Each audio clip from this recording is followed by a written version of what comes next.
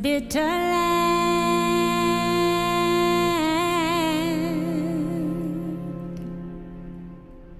rains pain. Yeah. So Rex, what's up with the blog? Tell me what's next. I know it's gonna be something hilarious. The devil is behind me. Yeah, man. People wanna know what's going on. Where it stays at. Cop shot Yeah, you know what? He get a medal, then retire. Probably want to do things a little bit different this week. Stuff on my mind. Thinking about Cleveland, thinking about the land, you know? Stop driving us into a suicidal ideology.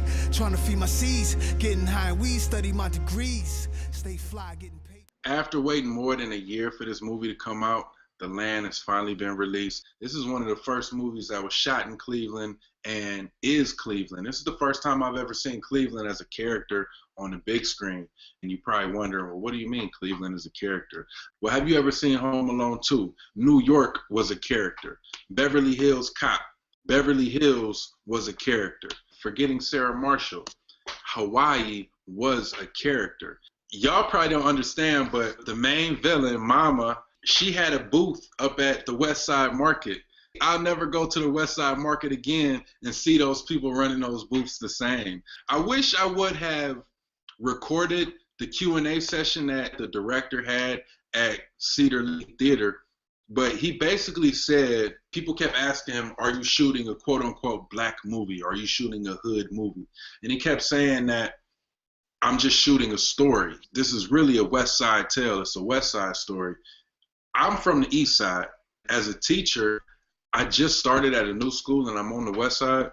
It's really crazy to me how I'm really experiencing the West Side and how closely it's connected to this movie, The Land. The four kids in this movie, there's two black kids, there's the Latino kid, and there's the white kid.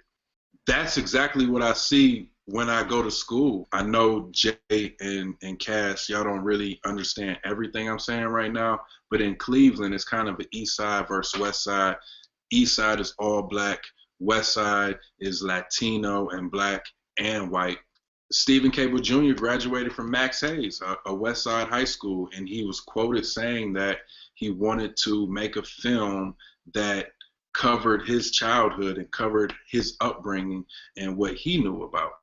I've been covering this movie for over a year now. I've been posting about it all on different social media and Facebook and Twitter, and Tumblr, Instagram, and I'm reading the comments and a lot of people comment saying, how you gonna make a Cleveland movie without no hood niggas? That's not what he was trying to do. He was making a story about kids in Cleveland, and it's a West Side tale. So East Side niggas really not gonna understand it.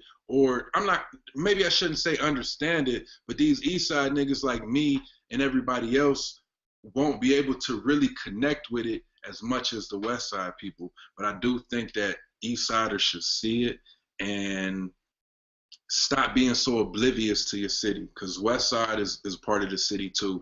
Cass, tell me what you think from the Texas side.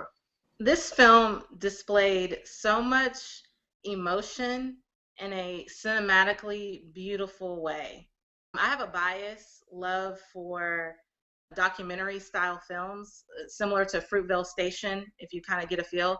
The main character, Cisco, you could feel his pain, the burdens that he carried throughout the movie. I could feel everything. One thing I can say is Cleveland itself showed a lot of emotion through the film. The streets, the abandoned buildings, the graffiti art, I mean, everything. It was almost like a beautiful disaster that you just wanted to see, you wanted to watch. And one of my good friends said that urban decay is beautiful. Broken things are a lot more interesting than perfect things.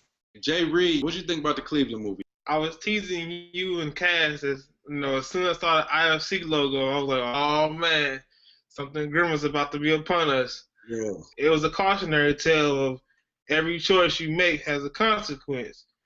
And, some of these choices might, seem good at first, but in the long run, you got to pay the consequence. I work with a lot of these kids that come in, and I kind of see a lot of Cisco's that coming through my processing area. I mean, me coming as a teacher, I teach these kids, and I see these kids all the time. And you're a correctional officer. So you telling me that you see these kids all the time too, but just kind of in a different aspect. Yeah, most of the kids that come in, they want the fast life. They want I want it now. I want to get the cash now. And your choice reflects your consequence. My favorite aspect about this movie is that it doesn't glorify the drug game or it doesn't glorify the street game, but it definitely discusses it. It makes you just think about different things that go on in the neighborhood. So Cassidy, ratings and recommendation. I would definitely recommend it. I would actually give it a 4 out of 4 because of the visual explanation of the struggle. James, what you thinking? I'm gonna give it a 3 out of 4. Cass said it has a dope soundtrack. I've been listening to it since I downloaded it. That's all I play now. Yeah. And I definitely recommend it. I'm definitely gonna copy it as soon as it come on Blu-ray. I wanted to give it a 3.5.